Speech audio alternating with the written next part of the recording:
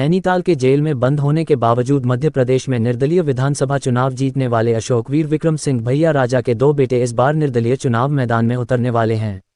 पिता के चुनावी नारों और जीत के जश्न को आज तक पुराने लोग भूले नहीं हैं और उनके बेटों के अलग अलग सीटों से निर्दलीय चुनाव लड़ने के लिए नामांकन पर्चा भर दिया है। नाम वापसी के बाद वे चुनाव में डटे रहकर अपने पिता की तरह यादगार चुनाव लड़ते हैं या चुपचाप नाम वापस लेते हैं, ये समय ही बताएगा। देखिए रिपोर्ट। अशोकवीर विक्रम सिंह भैया राजा का छतरपुर और पन्ना जिले में 1980-1990 में आतंक था और उनके यहाँ मगरमच्छ, अजगर, जानवर पालतू जैसे थे। वे 1990 में उस समय चुनाव लड़े थे जब उन पर केंद्रीय गृह मंत्री रहे बूटा सिंह के रिश्तेदार की हत्या का आरोप था और वे उस आरोप में नैनीताल के जेल में बंद थे।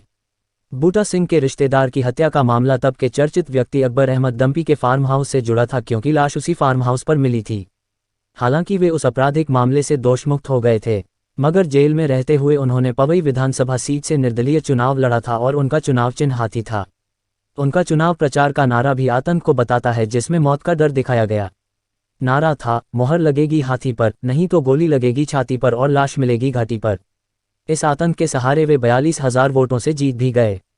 विधानसभा पहुंचे तो भोपाल में हाथी पर सवार होकर विधानसभा पहुंचे थे और तब भी जुलूस में हाथी के अलावा कारें, लोक नृत्यकियां भी थी। बैनर पर नारा था, भैया राजा जय गोपाल, हाथी पहुंच गया भोपाल। इसके बाद वे समाजवादी पार्टी से एक बार और विधायक बने, लेकिन 2003 में चुनाव हार गए।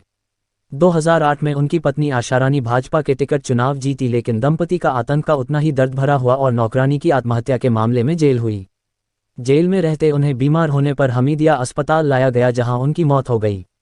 छतरपुर व पन्ना जिले में आतंक के पर्याय अशोकवीर विक्रम सिंह भैया राजा के 2 बेटों ने विधानसभा चुनाव 2023 में निर्दलीय चुनाव पर्चा भरा है।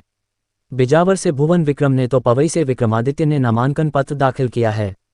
बिजावर से भुवन की मां आशा रानी विधायक रही थी तो पवई से विक्रमादित्य के पिता अशोकवीर विक्रम सिंह। भुवन विक्रम तो बिजावर में कांग्रेस से टिकट मांग रहे थे और कई सालों से वे क्षेत्र में सक्रिय भी थे, मगर उन्हें टिकट नहीं मिला तो वे निर्दलीय चुनाव लड़ रहे हैं।